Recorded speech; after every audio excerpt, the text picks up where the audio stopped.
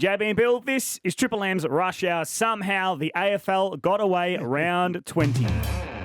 Wrapping up the weekend of footy. Get Purple in here and discuss footy. This is Damo's recovery session.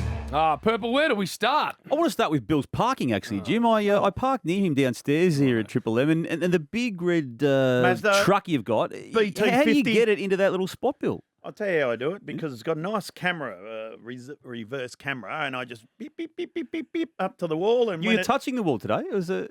Damien, no, it wasn't. And, it's that tight, the car park. Happy with the fact that the car's just getting touch parked? if Darren's listening from Ringwood Mazda, it's not touching the wall. No, it was, Bill. I did hear it go beep, beep, beep, beep, beep, beep, bang. What did we learn, Purple, out of this amazing round? As Rab said, how the hell did it even happen, given all the constraints? It's but just it did. extraordinary. I mean, we discussed it on Saturday when it was blowing up and the Queensland lockdown, which had just been called and was about to take effect, and that was affecting 3 games in round 20. And here we were 24 hours later. Two of those games were played in Melbourne and different venues, different states, and they got the full round away again, as they do. And 3 rounds left. There'll be some more curveballs thrown the AFL's way, but I mean, clearly they come out of round 20 as the main positive of the whole situation. So 27 games. 27 to go. Home and away. Yeah, and then they still want to have that week bye. At the very least, it provides them some form of manoeuvrings if they need it to play catch-up or bring forward. But at the same stage, right now, they want to keep it where it is, Bill, to keep the bye after round 23 before finals. I've got a question for everyone here at the table. Who finishes 8th? Because no one wants it. No one wants it at the minute. Righto, Jim, Damien and Bill. Well, Freo put their hand up yesterday. I've always thought Freo, of all the teams under there, might be the one that elevates up. They have had bad injury, though, and if they can't get their best back, I don't know whether they're going to get there, to be honest. And their best is unavailable for the rest of the year, being exactly, that 5. Being that 5. And also... little Sonny Walters. So, I think they've now had injury.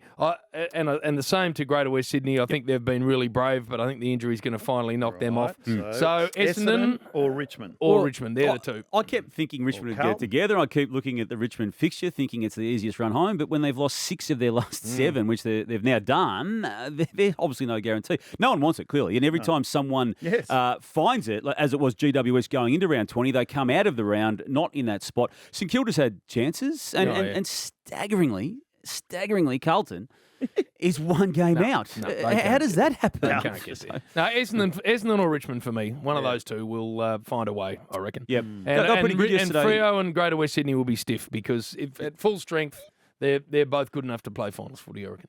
Yeah, and that was probably the takeout of it. So, and even the rung above the 8th spot, which we've talked about for some weeks already, West Coast, they're going to have to secure 1 more win be guaranteed a spot. They've got the 10 wins from the 19 games. They're going to need 1 more. They're going to need 1 more to absolutely lock that away. Are they playing away? Yeah, they will if they are, they're not going to look Well, they got Melbourne this week, haven't they? I think in Perth. So that's a huge game. And they lost to North Melbourne in Perth a few weeks ago, so they're no guarantees anywhere. And I love Adam Simpson, but I mean, he's just honestly sitting in front of the camera at the moment going, I don't know what's going on. No idea. You can see he's genuinely nonplussed at what they're serving up. Especially on the weekend, Jim, and I know you haven't got to the negatives, but they are number 1 nearly. They will be number 1. Shannon Hearn's 300th game. Yeah, exactly. You find something for him. Well, you'd think. Yeah. Yep.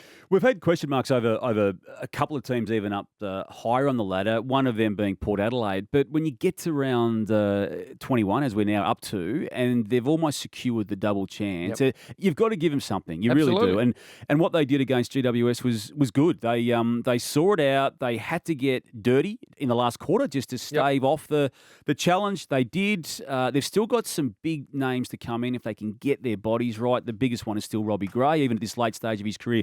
If he's right, he adds something pretty significant. I still feel Motlop will come in as well. And in the interim, Bill, they're playing a very big forward line, a bit like the Cats, with some really big men down there. Laddam's kicking 3 on the weekend. Georgiades, so I reckon it's just going to be something very, very special. Marshall, who is maligned at times, but Kenny loves him. He's playing his role. And Big Charlie, if he kicks goals, it's almost a bonus because his presence is so profound down there that it just makes everything work. So I really like him, Jim, and well done to him because they've had their moments. Melbourne, similarly, just got the easy kill, didn't they, in that sporting vernacular sense against Gold Coast. Yeah, but I smooched on it a bit too because that game was meant to be at Metricon, and Gold Coast are a far better side there than they are anywhere else. So it getting moved moved helped them. That's Melbourne true, but had they the then travel. spent 7.5 hours sitting on a plane the day before. And Oh, yeah, and, but and there's in a lots of day those that- stories. I mean, Sydney have been on the road for 6 weeks. They were great. Bits I saw, they were great, and Gold Coast were horrible. But you've got to acknowledge that the moving of that game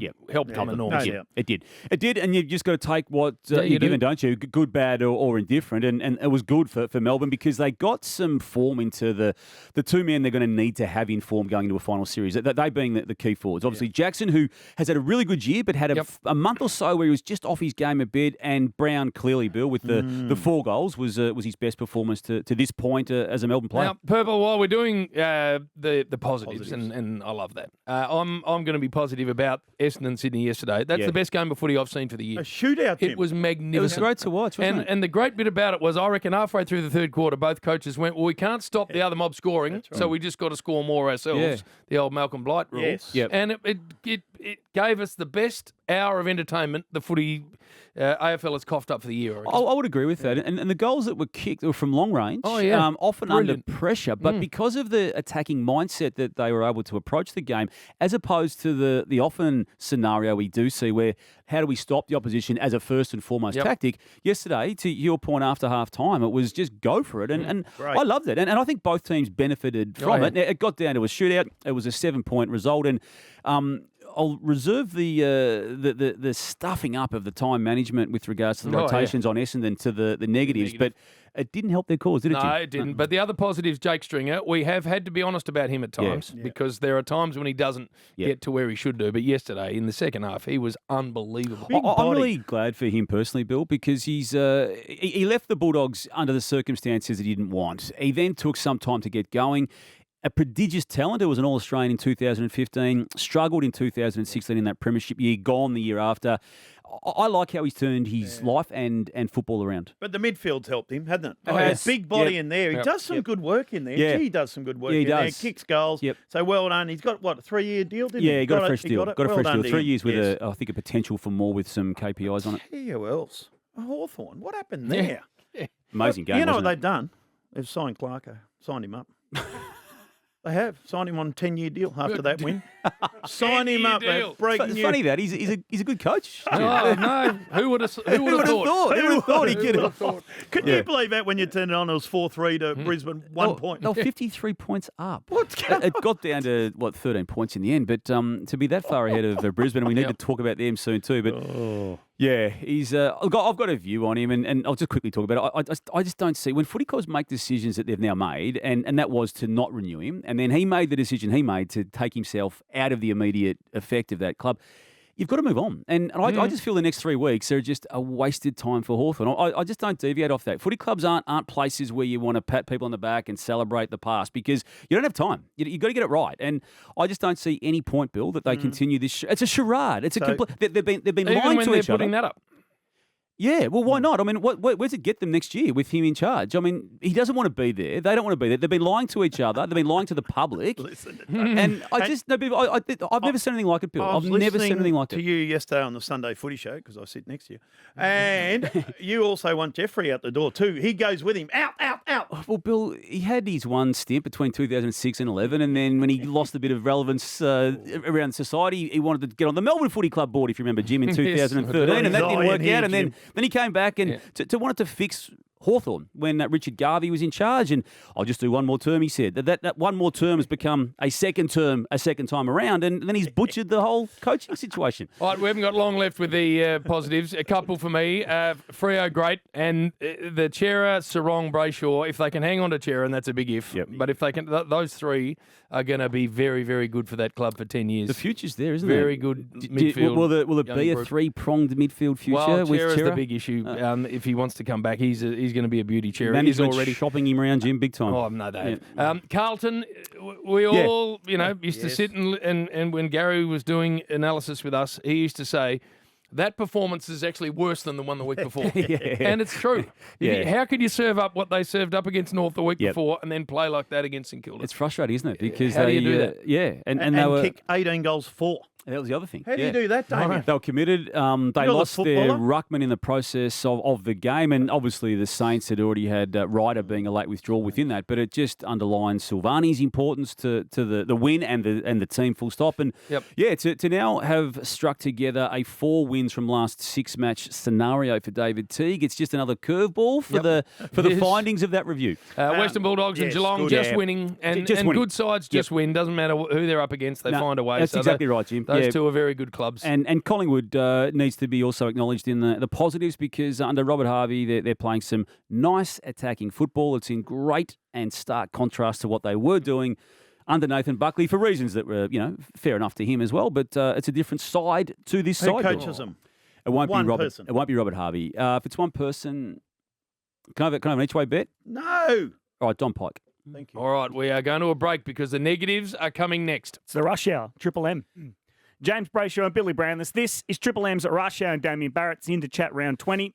All right, negatives. I'll get one. We've had a good long slab of positive, Yeah. but what didn't you like? I didn't tell like you, West Coast, and it's been a continuation now of 2 seasons of lethargy from that particular footy club. And 2 goals to 3/4 time. So I was going to say 2 goals to 3/4 time. Forget and disregard the last 4 goals they kicked in that last quarter. It just doesn't matter. It just gave them some scoreboard respectability, but they had no real credibility when it came to what they dished up to that point. And And how can you carry Shannon Hearn off? Well, that's even the- he wasn't happy with it, was he? yeah.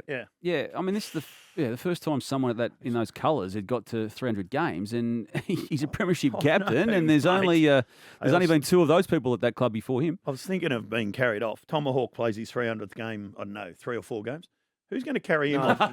He'll need 4. Imagine. I actually really like Sean Higgins, by the way, with Jack Zeeble Yeah, that was and good. That's nicely done. Joel Selwood. That's a nice touch. It was nicely done. Brisbane Lions is the other worry.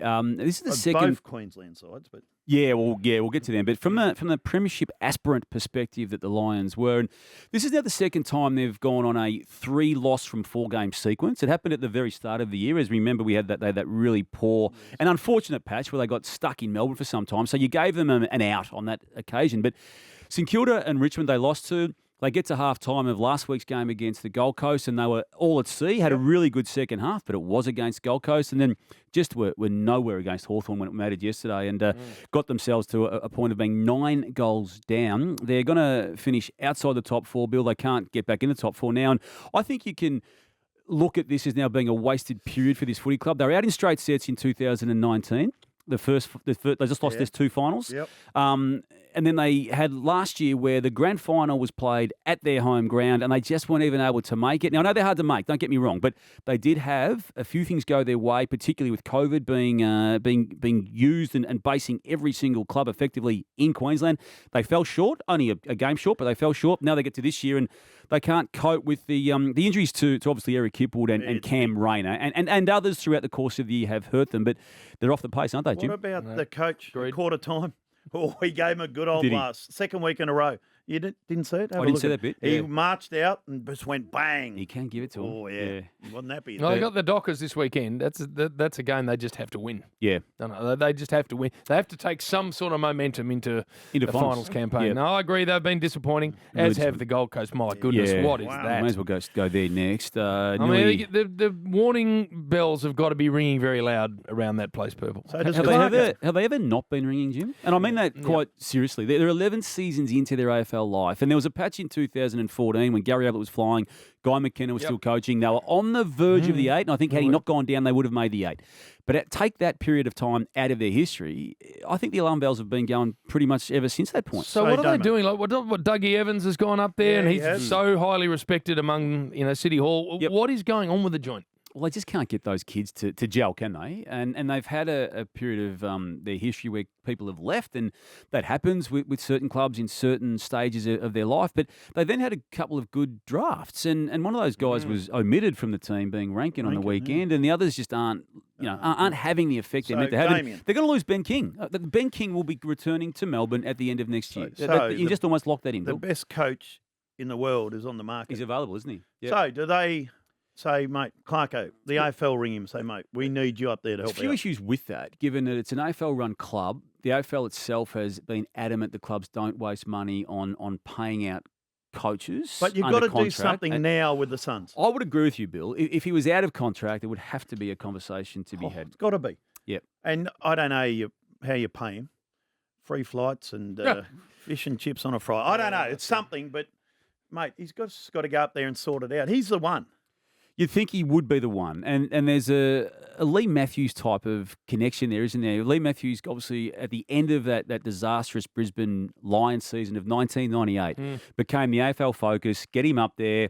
Very first year under Lee Matthews, they made a prelim final, then the finals the next year, and then they went bang, bang, bang. I'm not saying that's going to happen to the Gold Coast, but Lee Matthews' legacy was created on going to the outpost and the growth area of the AFL. I feel deep down Alastair Clarkson has that at the back of his mind. He's all about records, and so he should be. Going to a development area, Bill, would be more significant in terms of what he could do and to completely frank his legacy than going to a big club in Melbourne. So Ben King, you said they might lose him. Almost certainly. The way they're going. The way they're going. Here's Clarko's going to coach next year. What happens? He goes, hang on, I might stay. It would be a cause for rethink, wouldn't it? Yeah. Jim, that's got to happen. Put it in your book. You reckon? Put that little black book you got over there. I'm still more leaning towards Al Clarkson having a year off, to be honest. And then it might well be that job will be available in that time. I don't know. But I get the feeling he's going to have a year off. Yeah, I don't believe anything that bloke says anymore. Well, no, he hasn't said that to and me. I didn't before last week anyway. What else from a negative point of view? St Kilda had their chance on Friday night, and they came up against Carlton and just weren't able to get the job done. And again, it's in keeping with how they've performed pretty much all year. Every time they've managed to just get over a hill of problem, they create another one, and that was another one because they could have been in the 8 had they managed to just beat Carlton as they were meant to do on bookmakers' charts, and I think in most tipsters' eyes. But they're pretty ordinary when it's all said and done, and you don't get to end of round 20, Bill, with the 13th place that they've got beside them on the ladder. Eight wins. And yet, like Carlton, they're one game out of the 8 as we speak. GWS, again, they're okay, but they've been regularly okay, and that's about all they are, isn't it? They had a chance themselves, entered the round in 8th spot, exited it out of the 8, and left with a lot of work to do just to stay there. Richmond? Yeah. They what have they lost of 6 of their past 7 now, and they're okay against Fremantle, but that's what they've become, haven't they, this year? And I was just convinced they were going to win enough games to get there and potentially then still cause some damage. But I think the body of work now, Bill, over the course of the year, and particularly the last 7 weeks, they look tired. Says to me they've checked out. Yeah, they look tired. All right. So as we let you go, Purple, we are now getting to the clock tower. Yes. Who do you like the most? I've liked Geelong since about round 3. You have not. Yes, I You're have. a liar. That is, Bill. I reckon Geelong have been close to certainties since for that long. They're not certainties. They're not certain. No one's a certainty, but I just love what they've done. The Dogs. He's played 30. I don't know how many players he's I think played. it's in the 40s, believe it or not. Because they can all play forward or back Yeah. or in the midfield or throw them around. And how about you, Bill? Is that mindset with what now is happening with Josh Shackey, just to cover for the exactly. deficiencies they've got down there? And his career seemed over, didn't it? The way he just couldn't get back into that forward line. And now he's got a potential place as a key back for a premiership tilt. All right, good seeing you always, Buses. Are we moving any around? Oh, yes. Nod of the head. Oh, well, we're going to leave that one at Carlton, Jim, even though we nearly got rid of it 2 weeks ago. It's got but we squatters kept living in it. It has, yeah. It's got heritage listing, as we've said. We want to get one back down to Hawthorn. It's been there on and off over the journey. We need to get one there just to see what's happening with Jeff. Amazing win over Brisbane. Yeah, they did, but they've also got a president who doesn't know what's going on Who right now. drives it out? And this is going to cost a bit of money, Bill. We've got to get one over to West Coast. So how can you arrange that? Can you? It's got to go across the Nullarbor. Yeah. I don't know if my buses make it. Really? No, they break down. They're no good. Their car park has never had a bus in it, I don't think. West Coast. No, I don't reckon Nizzy will be overly happy Or if he Simo. brings the truck in and there's a bus. And there's Damien driving the bus into the car park. There'll be another coach. We might have to ring one of those hire companies over there and just get them to send one out there. So we might do it by phone just to get it established out there. They at Cockburn. No, That's Fremantle. it's Fremantle and it's Coburn. Coburn. Bill. No, that's Co to me. C-O-C-K, that's Co to me. Well done, people. Good to see you. See, boys. Damo's recovery session. JB and Bill, this is Triple M's Rush Hour. Up next, we revisit an interview with gold medalist Jess Fox.